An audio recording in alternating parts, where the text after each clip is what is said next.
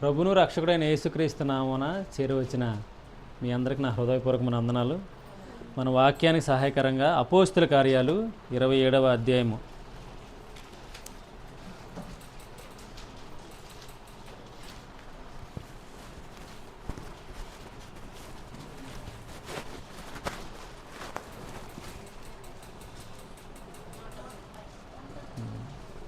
అంతటి తీశారు కదా, ఫస్ట్ నుంచి చదవండి. మేము ఓడ ఎక్కి ఇటలీ వెళ్ళవలెనని నిర్ణయమైనప్పుడు వారు పౌలును మరికొందరు ఖైదీలను ఐగుప్తు పట్టణములలో శతాధిపతి అయిన యోలి అనువాని అప్పగించిరి. ఆసియా దారి వెంబడినున్న పట్టణములకు ప్రయాణము చేయబోవు అద్రముక్తియు పట్టణపు ఓడనెక్కి మేము బయలుదేరితిమి. మూసీదోనియుడను దెస్సాలోనిక పట్టణస్థుడైన అరిస్తార్కు మాతో కూడా ఉండెను. మరునాడు సీదోనులు వచ్చితిమి. అప్పుడు యాలి పౌలు మీద దయగా ఉండి అతడు తన స్నేహితుల యొద్దకు వెళ్ళి పరామరిక పొందుటకు అతనికి సెలవిచ్చాను. అక్కడ నుండి బయలుదేరి తరువాత ఎదురుగాలి కొట్టుచున్నందున కూప్రచాటున ఓడ నడిపించితిమి. మరియు కీలికియునుకును పంపులీకును ఎదురుగా నున్న సముద్రములు దాటి లూకియాలో నున్న మోరాకు చేరితిమి. అక్కడ శతాధిపతి ఇటలీ వెళ్ళనయున్న అలెగ్జాండ్రియా పట్టణపు ఓడ కనుగొని అందులో మమ్మను ఎక్కించిరి. అనేక దినములు మెల్లగా నడిచి ఎంతో కష్టపడి చేదుకు ఎదురుగా వచ్చి ఉన్నప్పుడు గాలి మమ్మును పోనీయకున్నందున క్రేతు చాటున సల్మేను ధరిని ఓడ నడిపించితిమి. బహు కష్టపడి దాన్ని దాటి మంచిరేవులు అని ఒక స్థలమునకు చేరుతుంది. వాని దగ్గర లస్సయ్య పట్టణము ఉండెను. చాలు, ఏం మాట్లాడుకున్నా చక్కగా ఇలా తిరిగినాము. ఇది నువ్వేం ఇప్పుడు ఎన్ని వచనాలు చదివారంటే 9, 8 చదివారు. 8 చదివినప్పుడు అసలు ఈ ప్రయాణం ఏంటో తెలుసా? ఈ ప్రయాణం ఎక్కడి నుంచి ఎక్కడికి అనుకుంటున్నారో? ఇటలీకి వెళ్తున్నారు. Very good. కానీ దేనికి వెళ్తున్నారో తెలుసా? దేనికి వెళ్తున్నారో తెలుసా? ఎక్కడ నిలబడటానికి? కైసరు ఎదుట సాక్ష్యం చెప్పడానికి. ఎవరో పౌలు కాలుతో మీరు చూడొచ్చు, 24వ వచనంలో ఉంది. కైసరు ఎదుట సాక్ష్యం చెప్పడానికి వెళ్తున్నాడు. అంటే ఏంటి? ఆయన సాక్ష్యం ఇంకెక్కడ చెప్పాలి? కైసరు దగ్గర. అంటే అక్కడతో అయిపోయింది. అంటే ఆ ప్రయాణం కొరకు మొదలెట్టారనమాట.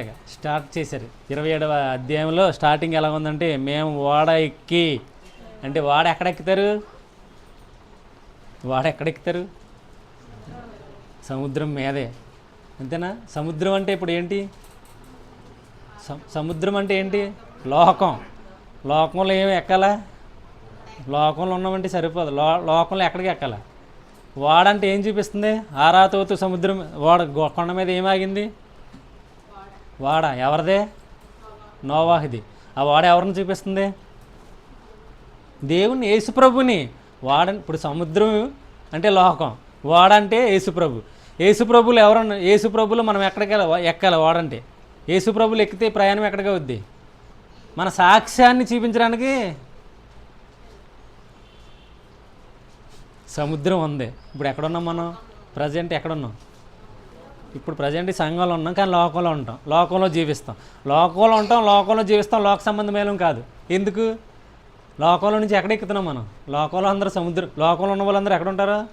సముద్రం మీద ఉంటారు, సముద్రంలో ఉంటారు. మనం ఎక్కడున్నాం? వాడలో ఉన్నాం. వాడంటే ఎవరు? యేసుప్రభు. యేసుప్రభులో ఉన్న వ్యక్తి ఎక్కడికి వెళ్తున్నాడు ఇప్పుడు? కైసర్. అంటే అర్థం ఏంటి? కైసరి దగ్గర సాక్ష్యం ఇవ్వాలంటే ఏంటి? లోకానికి సాక్ష్యం ఇవ్వడానికి. అంటే నీ జీవితం, నా జీవితం ఎలా ఉండాలా? సాక్ష్యార్థమైన జీవితంగా ఉండాలి. అంటే ఏంటి అర్థం? చెప్పండి. సాక్ష్యార్థమైన జీవితం అంటే అర్థం ఏంటి? మీకేమైనా బాగా తెలుసా? సంవత్సరాల తరబడి చర్చికి వెళ్తున్నాం కదా మనం, తెలుసా? యేసుప్రభులు జీవించడమే. జీవిస్తే అదేమవుద్ది? సాక్ష్యార్థమైన జీవితం. అంటే ఏంటి? ప్రతి విషయానికి ఏం కాదు, లోబడతా ఉంటాం దేనికైనా సరే. ఇప్పుడు ఎక్కడ ఏమైందో తెలుసా? ఇటలీ వెళ్ళనై నిర్ణయమైనప్పుడు వారు పౌలును మరికొందరు ఖైదీలను అవగుర్చుతూ పటాలంలో శతాధిపతి యూలియను వారికిని అప్పగించెను. ఆసియా దరి వెంబడినున్న పట్టణములకు ప్రయాణము చేయబోవు అద్రిముత్తియు పట్టణపు ఓడ ఎక్కి మేము బయలుదేరితమే. రెడీ అయిపోయారు, బయలుదేరిపోయారు, స్టార్ట్. అంటే ఇప్పుడు ఎక్కడున్నాం మనం? ఓడ ఎక్కి బయలుదేరుతున్నాం. మన ప్రయాణం గమ్యం ఏంటి? రేపొద్దున ప్రభువు దగ్గర నిలబడాల్సిందే. ఏమని? నా ప్రయాణం అద్భుతంగా సాగింది. దానికి కారణం ఎవరంటే నువ్వే. ప్రయాణం సాగడానికి కారణం నీదే. ఎందుకు? వాళ్ళైతే మన ప్రయాణం సాగదు కదా. ఖచ్చితంగా అక్కడ మునిగిపోవాలి. సముద్రం అంటే ఇప్పుడు ఎంత లోతు మనకు తెలుసు. ఈదలేం, దాని దరి లేదు. ఈ దరి ఆ దరి గట్టి తెలియదు మనకి. కాబట్టి మనం ఎక్కడికి వెళ్తున్నాం? సముద్రంలో ప్రయాణం చేస్తున్నాం. ప్రయాణం చేస్తున్నప్పుడు మనతో పాటు ఎవరున్నారు తెలుసా? వాడ ఎక్కి బయలుదేరితమే. మాసిదోనీయుడును తెస్సలోనిక పట్టణస్థుడైన అరిస్టార్కు. అరిస్టార్కు అంటే ఎవరో? అరిస్టార్క్ అంటే ఎవరో? ఇతను శ్రేష్టమైన ఇతని పేరు. అసలు వాళ్ళిద్దరూ కుదురుంటారు, అక్కడ కూర్చోబెడతారు. అరిస్టార్కు అనే పేరుకి అర్థం ఏంటో తెలుసా? మీరు వాక్యం నా వైపు చూడండి, మీరు వాక్యం నేర్చుకోండి. ఏదో పూటకొట్టు కోసం వచ్చినట్లుగా వచ్చి వెళ్ళిపోయారనుకో, మీ జీవితం అలాగే సాగిద్ది. దాని తర్వాత మీరు ఎంత ప్రయాసపడినా, ఏసావు అయ్యో దేవుడే అన్నట్లు కాదు. ఏసావు చాలా ప్రయాసపడ్డాడు, కానీ ప్రయోజనం ఉంది. అయిపోయిన తర్వాత అది ఎప్పుడు? చనిపోయేదాకా వింటారు. ఇలాగే వర్షం కురుస్తుందంట. ఏ దేట్ల మీద? గొర్రెల మీద. గొర్రెలు ఎలాగడితే తలకాయలు అలాగే ఉంటే ప్రయోజనం ఏముంది? నేర్చుకోవాలా.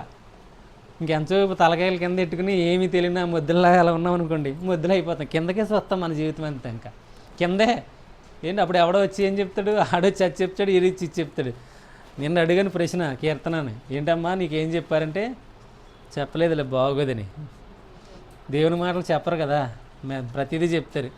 పనికి మని అన్నీ అద్భుతంగా చెప్తారు వివరించి. కాబట్టి అరిస్టార్కు అంటే ఎవరో తెలుసా? శ్రేష్టమైన పరిచారికుడు లేదా సహాయకుడు కదా. చూద్దారండి. అపోస్తల కార్యాలు 20వ అధ్యాయము. ఇతను ఎక్కడున్నాడంట? అపోస్తల కార్యాలు 20వ అధ్యాయము 4వ వచనం. మరియు బెరయా పట్టణస్థుడైన స్వస్థన ప్రతి తెస్సలోనికీయులలో ఉన్నవారు ఎవరో? అరిస్టార్కు. ఎక్కడున్నాడు ఇతను? కాదు, పౌలుతో ఉన్నాడు కింద. అతను ఎక్కడున్నాడు? ఆదివారం మేము ఏం చేస్తున్నాడు? 7వ వచనంలో. అప్పుడు ఎవరు అంటున్నాడు? ఇది అదే. అంటే ఎక్కడున్నాడు ఈయన? వీళ్ళందరూ కలిసి ఈ పేర్లు ఎవరు ఇతను ఒక్కొక్కరి పేరు చెబుతూ అరిస్టార్క్ కూడా అక్కడ ఉన్నాడు. అంటే రొట్టె విరిచే కొడుకులో ఉన్నాడు. అంటే సంఘంలో ఉన్న వ్యక్తి, తెస్సలోనికే సంఘంలో, మాసిదోని పట్టణస్థుడు, తెస్సలోనికే సంఘంలో ఉన్న వ్యక్తి అరిస్టార్క్. ఎక్కడున్నాడో? పౌలుతో ఉన్నాడు కదా. నెక్స్ట్ ఇతను మళ్ళీ పక్కన పేజీ 19వ అధ్యాయము, అక్కడే ఆ పక్కనే ఉంది.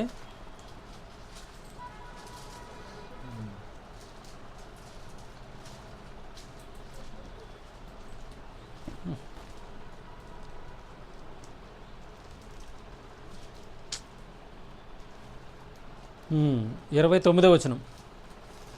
19:29. బహు గలిబిలిగా ఉండెను. మరియు వారు పౌలుతో ప్రయాణమై వచ్చిన మాసిదోనియా వారైన గాయును అరిస్తార్కును పట్టుకొని దొమ్మిగా నాటశాలలలో చొరబడేది. ఆగండి, ఇక్కడ ఏముంది తెలుసా? పట్టణం ఎలా ఉంది? గలిబిలిగా, గొడవలకు సిద్ధంగా ఉంది. అక్కడ ఎవరున్నారు? అరిస్టార్కు. ఎవరి దగ్గర? పౌలుతో. ఏం చేశారు? దమ్ముగా, జనాలందరూ దమ్ముగా వచ్చి మీద పడిపోతున్నారు. అయినా సరే అరిస్టార్క్ అక్కడ ఉన్నాడు. ఇప్పుడు సాటి అయిన సహాయం మనతో ఉందనుకోండి, ఎంత ఇబ్బంది ఉన్నా, ఎంత గొడవలకు సిద్ధంగా ఉన్నా, ఎంత ఉపద్రవం వచ్చినా ఖచ్చితంగా నిలబడతాడు. అలాంటి నిలబడే వ్యక్తి ఎవరో? సంఘంలో ఉన్న వ్యక్తి. ఇంకా విషయంలోకి వెళ్తే ఇంకా ఏ వ్యక్తి? సరే, గొడవ జరిగిన అక్కడ ఉన్నాడు. ఎందుకు ఇతనికి ఎందుకున్నాడు? ఎంత ఉపద్రవంతో వచ్చినా ఉన్నాడు. దాన్ని ఆర్పుతున్నాడు. అంటే అర్థం ఏంటి? ఇక్కడ మనం చదువుకున్నదాన్ని అతను ఎక్కడున్నాడో? రొట్టు విరిచే కొడుకుతో ఉన్నాడు. పాయింట్ అవుట్ చేయండి, పట్టుకోండి. ముద్ద అవతారాల్లాగా ఉండకండి. ఎంతసేపు నేర్చుకోండి. అసలు ఇవన్నీ దొరుకుతున్నాయంటే దేవుని కృప మీకు. పాయింట్ అవుట్ చేయాలి. ఎక్కడున్నాడు ఇతను? ఫస్ట్ పౌలుతో ఉన్నాడంటే ఆ ప్రయాణంలో భయంకరమైన ప్రయాణం. భయంకరమైన ప్రయాణం, వాడ ప్రయాణంలో, కష్టాల్లో ఎవరున్నారు? అరిస్టార్కు ఉన్నాడు. ఉన్నాడంటే అర్థం ఏంటి? ఆయన సంఘంలో ఉన్నాడు. అపోస్తల కార్యాలు 20 అధ్యాయం 4వ వచనంలో. 7లో ఏమని చేస్తున్నారు? రొట్టె విరిచే కొడుకులు ఉన్నారు. కాబట్టి ఈయన ఇంతకుముందు ఇలా ఉన్నాడు కాబట్టి ఏం చేయగలుగుతున్నాడు? గొడవలుగా సిద్ధంగా ఉన్నా ఎవరైనా సహాయం సేవకుడి మీదకి ఎవరైనా వస్తుంటే, లేకపోతే కుటుంబంలో ఎవరికైనా వస్తుంటే ధైర్యంగా నిలబడుతున్నాడు. మాత్రమే కాదు, ఇతను ఇంకెక్కడున్నాడు? కొలసీలకు రాసిన పత్రిక 4వ అధ్యాయము, కొలసీలకు రాసిన పత్రిక 4వ అధ్యాయము 10వ వచనం చదవండి. నాతో కూడా చెరలో ఉన్న అరిస్టార్కు ఎక్కడున్నాడు? చాలు చాలు చాలు. ఎక్కడున్నాడు? చెరలో కూడా. అంటే ఏంటి? బందీ గృహంలో కూడా ఉంటాడు. ఎక్కడ ఉంటాడా? బందీగా ఉంటే నువ్వు అక్కడ కూడా ఉంటాడు. తర్వాత వద్దొద్దు చాలు. తర్వాత అంటే నేను చెప్తున్నాను ఇంకా. ఫిలిమోనుకు రాసిన పత్రిక అది 1వ అధ్యాయము 23వ వచనం. పేజీ నెంబర్ వచ్చి 199, 199.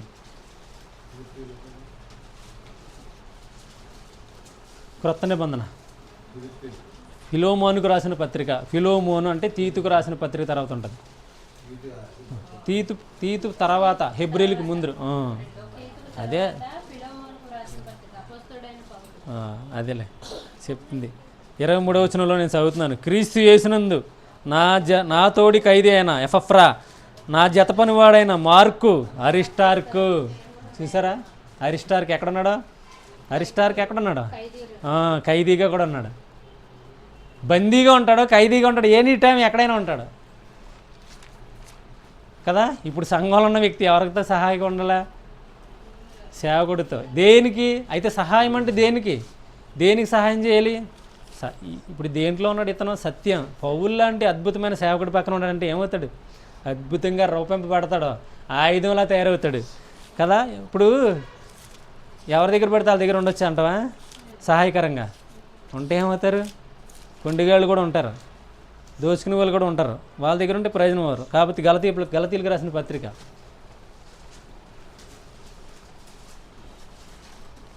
గలతీలకు రాసిన పత్రిక 6వ అధ్యాయం, పేజ్ నెంబర్ 172, కొత్త నిబంధన. తీసారా? నేనే చదివేస్తున్నాను లేకపోతే. వాక్యోపదేశము పొందినవాడు ఉపదేశించువానికి మంచి పదార్థములన్నిటిలో భాగం ఇవ్వాలను. మీరు అక్కడ మీరేం చేయాలంట? వాక్యోపదేశం పొందినవాడు ఉపదేశించువానికి అంటే ఎవడో? ఇప్పుడు ఎవరో వాక్యోపదేశం ఎవరు పొందుతున్నారు?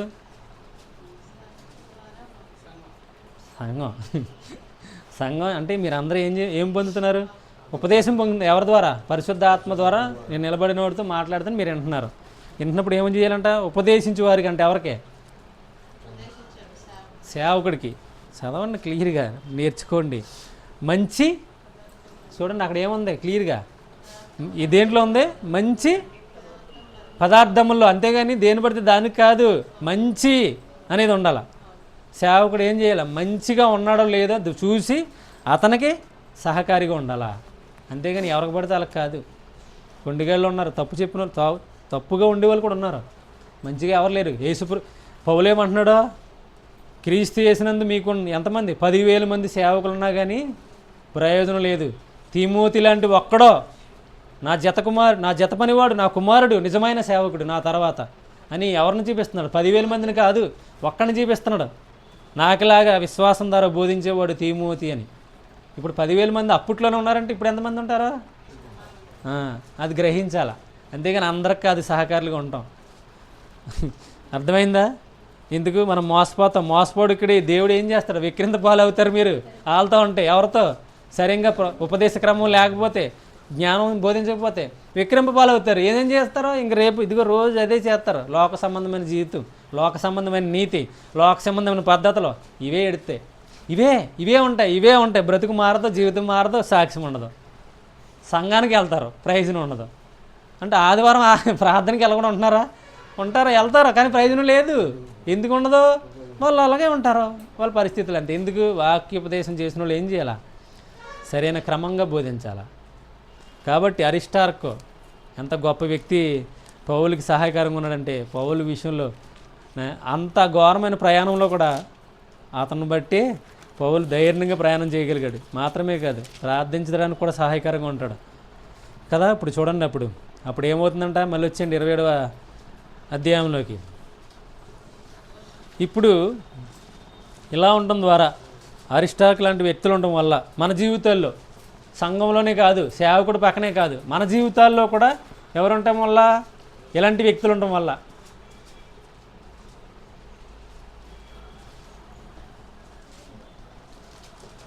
కదా. ఇప్పుడు ఎక్కడికి వచ్చేయండి, 7వ వచనంలోకి వస్తే ఏమైంది, అనేక దినములు మెల్లగా నడిచి ఎంతో కష్టపడి కిద్నీతుకును ఎదురుగా వచ్చినప్పుడు గాలి ఏమవుతుంది, మమ్మల్ని పోనివ్వకుండాను క్రేతు చాటున సొల్మోనే ధరిని ఓడ నడిపితిమి.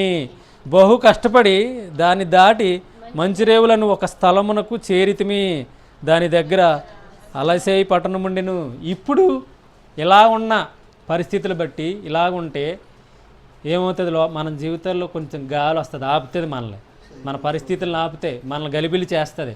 మనకి ఎంత ఇబ్బందులు వచ్చినా, మనకు ఎలాంటి పరిస్థితులు వచ్చినా. ఇప్పుడు కేతు అని చదివారు కదా 8లో, క్రేతు చాటున సల్మోనే ధరిని అంటే ఈ క్రేతు అనేది ఒక దీవి, దీంట్లో సల్మోనే అనే పేరుంది కదా, ఇది ఒక మనిషి ఏం చేస్తున్నాడు, వాడ నడుపుతున్నాడు. ఇప్పుడు క్రేతులు ఎవరంట, మీకేం తెలుసా, క్రేతులు ఎవరంట, తీతుకు రాసిన పత్రిక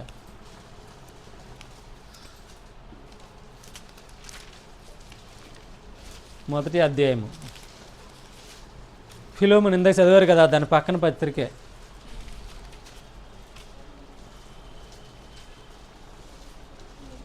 పేజీ నెంబర్ చెప్పనా, 197, మొదటి అధ్యాయము 12వ వచనం చదవండి.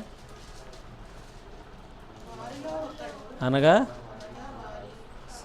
గట్టిగా చదవండి అమ్మా. వారిలో ఒకడు అనగా వారి సొంత ఒకడేమంటున్నాడో ఇట్లానే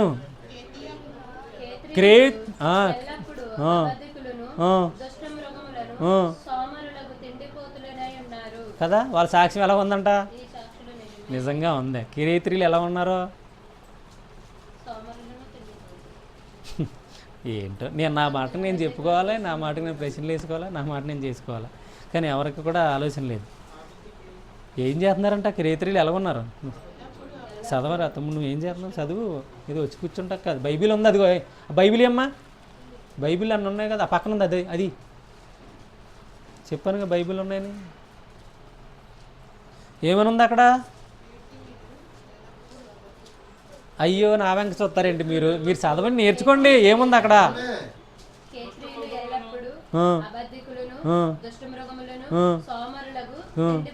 అంటే అర్థం ఏంటి, వాడు నడిపేవాడు ఎలా ఉన్నాడంట,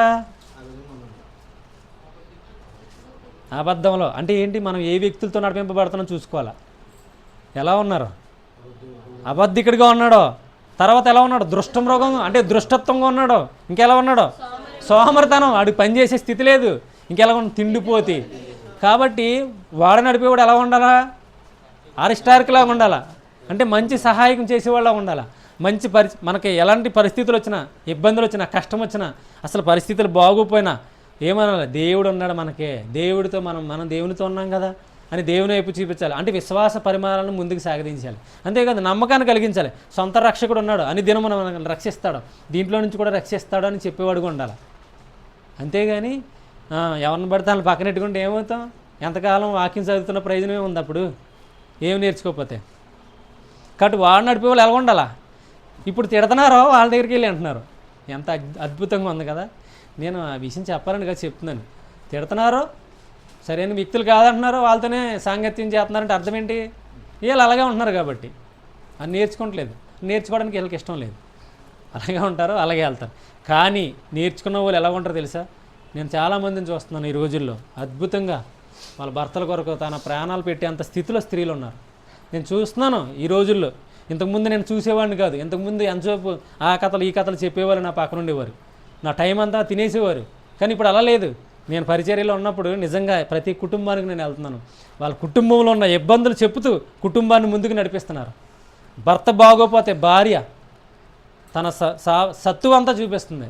ఎంత శ్రమ పడాలో అంత శ్రమ పడుతుంది, నేను చూస్తున్నాను. భర్త లేకపోతే భార్య పిల్లల్ని పెంచుతుంది, ఇద్దరిని ముగ్గురిని, ఎంత కష్టపడుతుందో నేను చూస్తున్నాను. మాత్రమే కాదు, భర్త లేకపోతే భార్య 5గురినైనా 6గురినైనా 4గురినైనా కుటుంబాన్ని పెంచుతుంది, నేను చూస్తున్నాను. ఈ కనపడుతున్నాయి నాకు. నిజంగా అలా నిజంగా ప్రభువుని వెంబడిస్తున్న వారు అనుకోవాలా, లేదా లోకంలో ఉండి వాళ్ళని చూస్తే నిజంగా కొంతమంది ఏమనుకుంటారంటే అమ్మ కష్టపడుతుంది, మేము ఇలాగే ఉండాలి. అమ్మ కష్టపడుతున్న కష్టాన్ని వాళ్ళకి తెలుసుకోలేకపోతున్నారు. ఎందుకు? వాళ్ళకి అర్థం కావట్లే, వాళ్ళు నేర్చుకుంటలే. ఎందుకు? ఏమైపోతుంది? యోహాను రాసిన మొదటి పత్రిక 4వ అధ్యాయం చూడండి. ఆ ప్రేమ వాళ్ళకి ఎలాగైపోతుందంటే, యోహాను రాసిన మొదటి పత్రిక 4వ అధ్యాయము కాదు 18 వచనం చదవండి. యోహాను రాసిన మొదటి పత్రిక 4వ అధ్యాయము. ప్రేమలో కదా, ప్రేమలో ఏముండదు, భయం లేదు. అది ఇప్పుడు వాళ్ళ ప్రేమ ఎలా ఉంది? వీళ్ళకే భయం లేకుండా ఉంది. కానీ వాళ్ళు పడుతున్న ప్రేమ, వాళ్ళు పడుతున్న కష్టం, వాళ్ళ అనిపిస్తున్న బాధలు ఇవన్నీ వీళ్ళకి ఏమవుతుందంటే తెలియట్లే.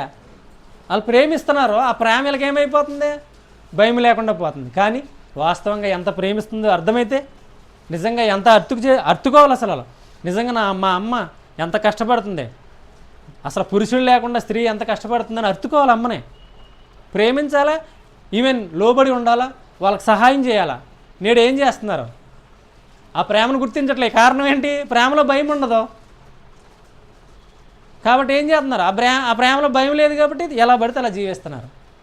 ఈవెన్ పిల్లలు కూడా ఎలా పడితే అలాగా, అయ్యో ఇంత పోషిస్తుంది, ఏది కావాలో అది చేస్తుంది, ఏదో పని చేసి నన్ను పెంచుతుందని ఆలోచన లేకుండా బ్రతుకుతున్నారు.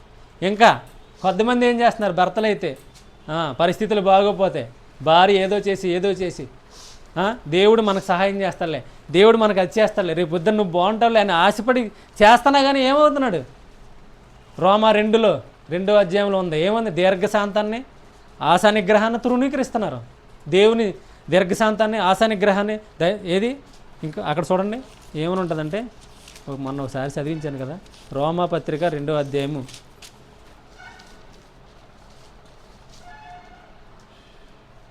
4వ వచనం ఏమని ఉందంటే అక్కడ, లేదా దేవుని అనుగ్రహమును మారు మనసు పొందుటకు నిన్ను ప్రేరేపించుతుందని ఎరగక ఆయన అనుగ్రహైశ్వర్యమును సహనమును దీర్ఘశాంతమును అదే ప్రేరేపిస్తుందని ఎరగట్లే. ఏది? ఆయన అనుగ్రహం అంటే ఏంటి? ఇంట్లో ఉన్న భార్య కానీ భర్త కానీ ప్రభుని ఎరిగిన వారైతే ప్రేరేపిస్తుందే. నీ వల్ల సహనముతో ఉంటున్నారో, నీ వల్ల సహనముతోనే ఉంటున్నారు. ఎందుకు? భార్య భర్తలు ఎప్పుడూ ఉండాలా, భార్య భర్తే ఎప్పుడూ కలిసి ఉండేది. వాళ్ళ జీవితంలో ఎవరు వచ్చినా కొద్ది కాలమే, పిల్లలు వచ్చినా కొంతకాలమే. తల్లిదండ్రులు, ప్రభు ఏం చెప్పాడు? తల్లిదండ్రులు విడిచి భార్య భర్తలు హత్తుకుని ఉంటారు అని చెప్పాడు. పిల్లలు కొంతకాలమే, పెళ్ళిళ్ళు అయిపోతే వెళ్ళిపోతారు, వాళ్ళ ఉద్యోగాలతో వెళ్ళిపోతారు. కానీ భార్య భర్త మాత్రం ఎప్పుడు ఎనీ టైం కలిసి ఉండాలా, ఎనీ టైం. వాళ్ళ జీవితాంతకాలం వాళ్ళు అంటే దేహం విడిచేంతవరకు కలిసే ఉంటారు. ఈనాడు ప్రమాణాలు లేక, పరిమాణాలు చూసుకోక, ప్రేమించలేక వదిలేసుకుంటున్నారు. ఇప్పుడు దేవుడు ఏర్పరిచిన వారు విడదీయకూడదని మనుషులు విడదీయకూడదని రాయబడి ఉంది. మరి ఎందుకు మనుషులు విడదీస్తున్నారు అంటే? మన దాంట్లో ఎవరన్నారు? ఇందా మనం చదివించాం కదా, వాడు నడిపే వాళ్ళు ఎవరంట? అబద్ధికులు, దుష్టమృగులు, తిండిపోతులు, వీళ్ళు ఉన్నారు. కాబట్టి మన కుటుంబంలో వీళ్ళ కుటుంబంలోకి వచ్చేస్తారు. జఫన్యా 1వ అధ్యాయము 9వ వచనంలో ఇందాకేం మనం చదువుకున్న ఏమనుందంటే, అందులో ఇంటి దగ్గరికి వచ్చి గుమ్మమ్మల ముందుకు వచ్చి గుమ్మమ్మలు దాటి మాట్లాడతారో, మన దగ్గరికి వచ్చి మన లోపలికి వచ్చేస్తారో. నీ భార్య ఎలాంటిదో నీకు తెలుసా? నీ భర్త ఎలాంటి? ఈరోజు ఇదే జరుగుతుంది. దానివల్లే కుటుంబంలో సమాధానం లేదు, దానివల్లే ప్రేమలు లేవు, చల్లారిపోతున్నాయి. పక్కన వాడు మాట వింటున్నారు, కుటుంబంలో ఉన్న భార్య మాట వింటలే, కుటుంబంలో ఉన్న భర్త మాట వింటలే, తల్లిదండ్రుల మాట వింటలే, పిల్లలు మాట వింటలే. ఎంత దారుణమైన పరిస్థితిలో ఉన్నారో చూడండి. కాబట్టి వాడు ఎవరు నడపాలో వాళ్ళే నడపాలా. కాబట్టి ఎవరికి లోబడాలో వాళ్ళకి లోబడాలి. ఖచ్చితంగా అరిస్టాక్ లాంటి వాడు ఉంటే, ఖచ్చితంగా నీ భార్య అరిస్టాక్ అయితే నువ్వు ఎలా ఉంటావు? నీ ప్రతి దాంట్లో సహాయకరంగా ఉంటుంది. నువ్వు బాధల్లో ఉంటే సహాయకరంగా ఉంటుంది, నువ్వు అనారోగ్యంగా ఉంటే నీ తోడుగా ఉంటుంది. మాత్రమే కాదు, నీ జైల్లో వేస్తే, నీ బందీగృహంలో ఉంటే నీ సహాయకారిగా వస్తుంది. నీ భర్త అయినా అంతే, నువ్వు ఎలా ఉన్నా సరే నీ ప్రేమిస్తూనే ఉంటాడు. చూడండి సామెతలకు రాసిన గ్రంథం, సామెతల గ్రంథం 22వ అధ్యాయము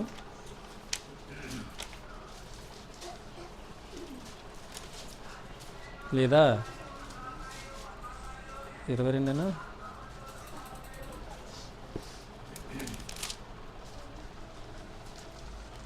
18వ వచనం ఏదో ఉంటుంది. భార్య దొరుకును కాదు,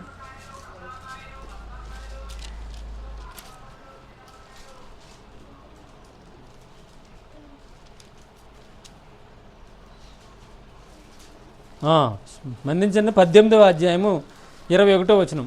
18, 21.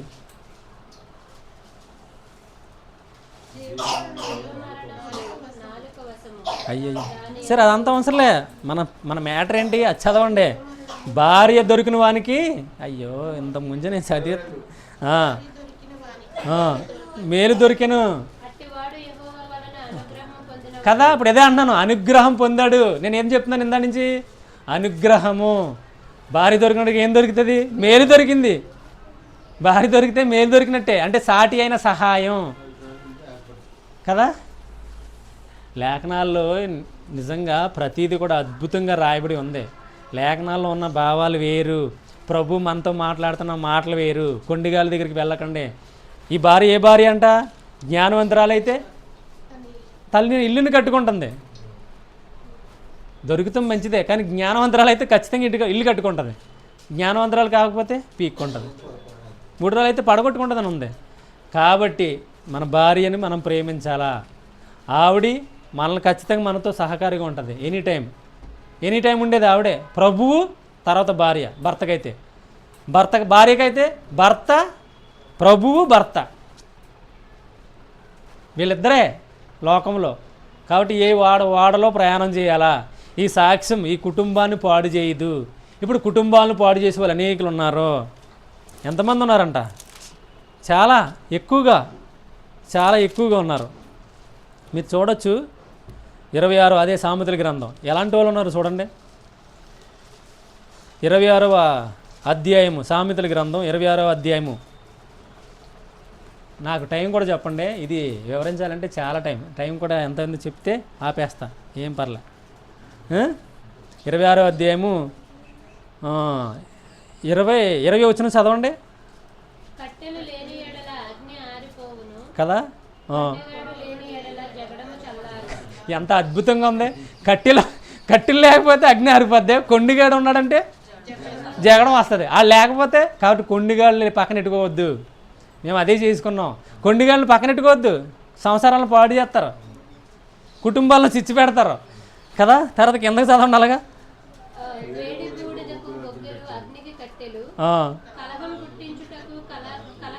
కలహప్రియుడు, కలహాల ప్రియుడు. చూసారా, వేడిని పెట్టాలంటే ఏంటి?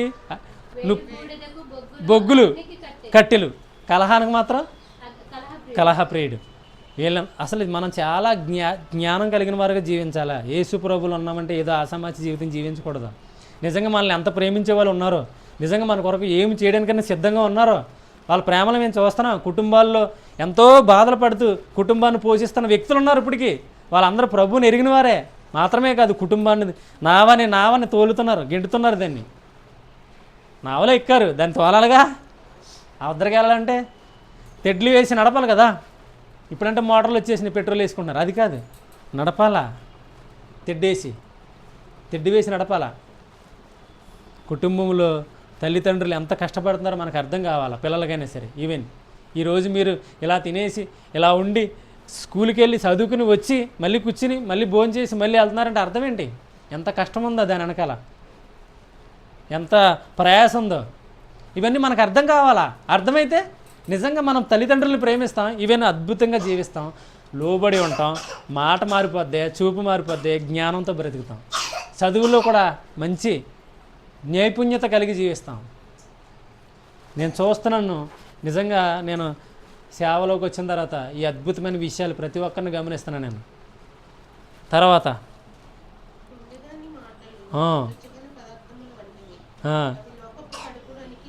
చూసారా, కొండిగడు మాటలు ఎలా ఉంటాయంట? రుచిగల పదార్థంలాగా ఉంటాయంట. తినడానికి చాలా టేస్ట్గా ఉంటాయి. మీ నాన్న అమ్మాయి ఏం మంచివాళ్ళరా, ఇలాగా.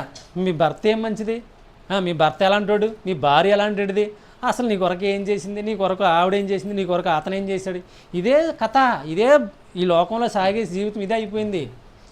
తల్లిదండ్రులు నీకేం చేశారు, ఇదే కథ, ఇదే కథ. వాడు ఏం చేస్తాడు, లోపలికి దింపేస్తాడు. మాటలు తీయగా ఉంటాయి, చాలా టేస్ట్గా ఉంటాయి.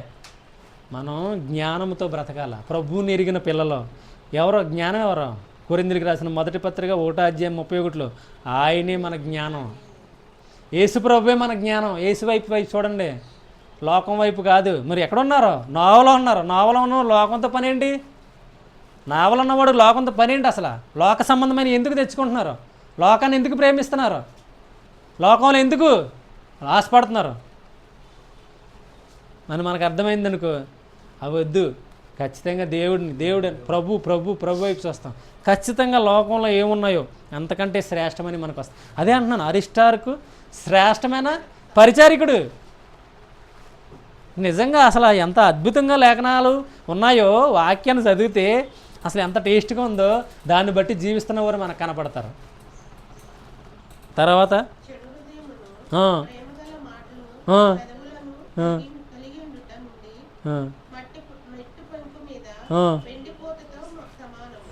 ఎంత చక్కగా ఉంది. చెడు హృదయమును ప్రేమగల మాటలాడు పెదవులను, ఈరోజు అదే హృదయంలో చెడెట్టుకుని ప్రేమగల మాటలు ఎక్కడ ఉంటాయంట?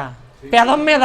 ఆ లోపల ఉండే కాదు ఆ ప్రేమ, పెదవుల మీద రాసుకుని వస్తారు. ఇలా ఏది మట్టికి ఏం పూసారు? వెండిపోత. అది ఉంటుందా? మట్టి పెంకి మీద ఎండిపోత పోస్తే ఉంటుందా? ఇరగొడితే ఇరిగిపోద్ది కదా. అది వెండి ఇరగొట్టు, నువ్వు వెండి ఇరగొట్టండి ఎవరైనా. అది కరగబెట్టాలా, ఇరగొట్టేది కాదు.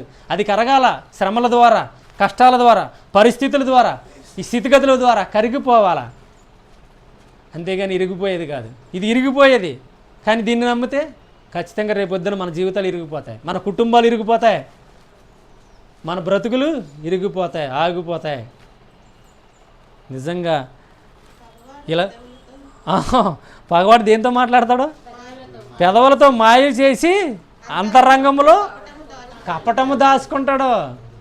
పెదవులతోనే జీవితాలంతా పెదవులతోనే కుటుంబాల్లోకి వస్తారో, వచ్చి పాడు చేస్తారో, నాశనం చేస్తారో. కాబట్టి ఏం చేయాలా? ఖచ్చితంగా వాక్యానికి లోబడి ఉండాలి. వాక్యం చదవాలా. చదువు నేర్చుకున్న వాళ్ళు, తమ్ముడు మీరు చదువుతున్నారా, నువ్వు చదువుతున్నారా? వాక్యం చదువుతున్నారు ఇంటికాడ? చదవరా. కాబట్టి మరి మీరేమైపోతారు ఆఖరికి? ఇలాగే నాన్న చెప్తున్నాడు గోళీలు ఆడొద్దని. నాన్న చెప్తే ప్రయోజనమే ఉందే, నాన్న కూడా సరిగ్గా ఉండాలిగా, అవునా? అది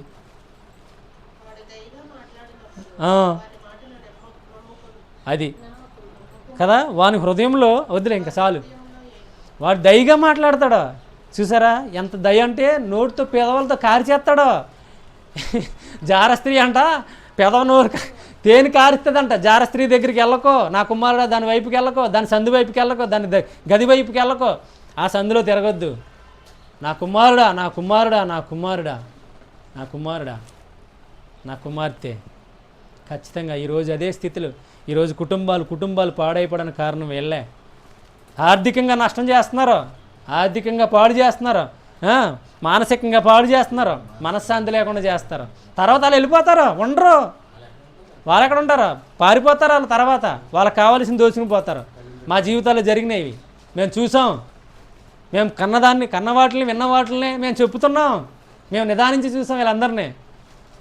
ఇదంతా పాండిత్యాన్ని, ఇదంతా ఈ గ్రంథంలో ఉన్న నుంచి మేము కనుగొన్నాం ఇప్పుడు వీళ్ళు ఎలాంటి వాళ్ళని. కాబట్టి జ్ఞానం సంపాదించుకోండి. కష్టకాలంలో భార్య మీకు చాలా సహకారిగా ఉంటుంది. ఈ విషయాలు కూడా ఎంతైందంటే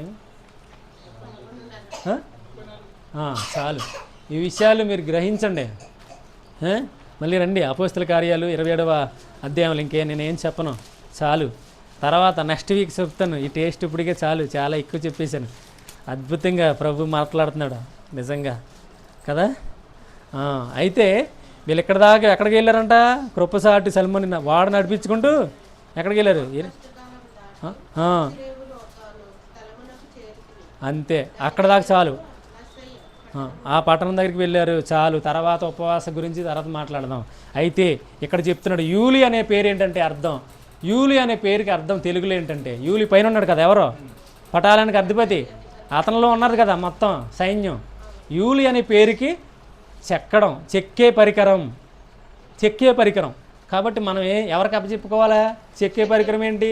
శానం ఇవి ఉంటాయి కదా కొన్ని పరికరాలు. ఆ చెక్కే పరికరం ఎవరో? ప్రభువైన యేసుక్రీస్తు వారు. ఆయనకు అప్పచెప్పుకోవాలి. మనం ఆయనకు అప్పచెప్పుకుంటే ప్రతి విషయంలో మనల్ని చెక్కుతాడు, మనల్ని నిర్మిస్తాడు, ఒక శిల్పిగా అద్భుతమైన సాక్షిగా ఈ లోకంలో నిలబెడతాడు. మనం వీళ్ళ గురించి తర్వాత మన జీవితం మనల్ని నిలబెడతాడు అద్భుతంగా, చాలా అద్భుతంగా. ఈ శిల్పిని చూసావా అని అనేకులు అనుకుంటారు. అప్పుడు యేసుప్రభుకు చెప్పినట్లు కాదు, ఈ దేవాలయం చూసారని. ఇప్పుడు అద్భుతంగా మన గురించి చెప్తారు. ఈ దేవాలయం ఏముంది, అది రాళ్ళతో కట్టబడింది, పడేస్తాను, 3 రోజుల్లో దాన్ని స్థాపిస్తానని ప్రభు చెప్పాడు.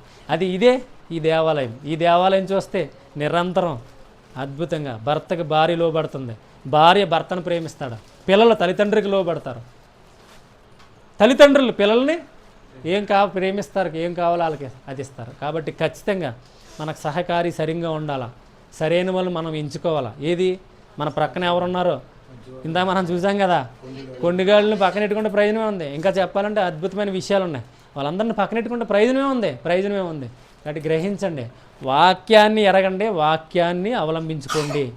కథలు కాదు, బుర్ర కథలు కాదు, ఏంటయ్యి శాస్త్రాలు కాదు, లోక సంబంధమైనవి అస్సలే కాదు. మీరు లోక సంబంధంతో పని లేదు. ఎందుకు? మీరు నావలో ఉన్నారు. యేసుప్రభుని నమ్మిన తర్వాత ఎక్కడున్నారు? లోకంలో ఉన్నారా? పైకి వెళ్ళారా? మధ్యలోకి. నావలో ఉన్నప్పుడు ఏం చేయాలి మీరు? ఇప్పుడు మధ్య గదిలో ఎక్కడున్నాం మనం? మేడ గదిలో ఉన్నాం. ఎక్కడున్నాం మనం? నావలో ఉన్నప్పుడు మనకు ఆటలతో పని ఏంటి? నిన్న కూడా అదే చెప్పాను వాక్యంలో. ఆటలతో పని లేదు, కానీ అయ్యే చేసుకుంటే నష్టపోతాం, నష్టం ఖచ్చితంగా పోతాం. దానివల్ల మనం ఏం చేయలేం. ఆ నష్టం ఖచ్చితంగా జరిగిద్ది. ఆ నష్టం మరి అందుకే యేసుప్రభుతో సంబంధం లేనివన్నీ చేస్తున్నప్పుడు ఏంటి? యేసుప్రభు అసలు సరైన వ్యక్తి కాదు, చేయలేడు, అతనికి అసలు వేస్ట్, అతను చేయలేడు. కాబట్టి మేము ఇవి చేసుకుంటున్నాం. వీళ్ళందరూ మళ్ళీ ఇంకా వేరే చెప్తే, ఇంకా సంఘాల్లో చెప్తే వెళ్తున్నారంటే ఇంకా నవ్వుతున్నాడు. ఇవి చేయనప్పుడు ఇవి చేయలేడు అంటున్నాడంటే అర్థం ఏంటి? యేసుప్రభు చేతకానోడు కాబట్టి మేము చేసుకుంటున్నాం అని వీళ్ళు ఇస్తున్నారు సాక్ష్యం. అంతే. వీళ్ళ సాక్ష్యం వేరేగా ఉంది, ప్రభువుకు వేరుగా. కానీ మన సాక్ష్యం ప్రభువు నిర్మిస్తే ప్రభువే మన కొరకు సాక్ష్యం ఇస్తాడు. రేపొద్దున కైసరి ఎదుటికి మనం నడుస్తాం. ఇంకా అలా సాగుతానికి నెక్స్ట్ వీక్ కూడా మనం దీన్ని జ్ఞానిద్దాం. చక్కగా ప్రభు వివరించలాగిన ప్రార్థన చేయండి. మీ సేవకుడికి అద్భుతమైన విషయాలు అందించినట్లు, మాతో మాట్లాడినట్లు మీరు సహాయం చేయండి ప్రభు. మేము సిద్ధపడి ఉండాలి వినటానికే, చెవి కూడా మాకు ఇవ్వండి. మీరు ప్రార్థన చేసి రండి, ఖచ్చితంగా అద్భుతంగా ప్రభు మాట్లాడతాడు. కాబట్టి అలా ఉండటానికనే ప్రభు మన వినికిల్లో ఈ వాక్యాన్ని నింపడానికి సహాయం చేయను గాక. ఆమేన్.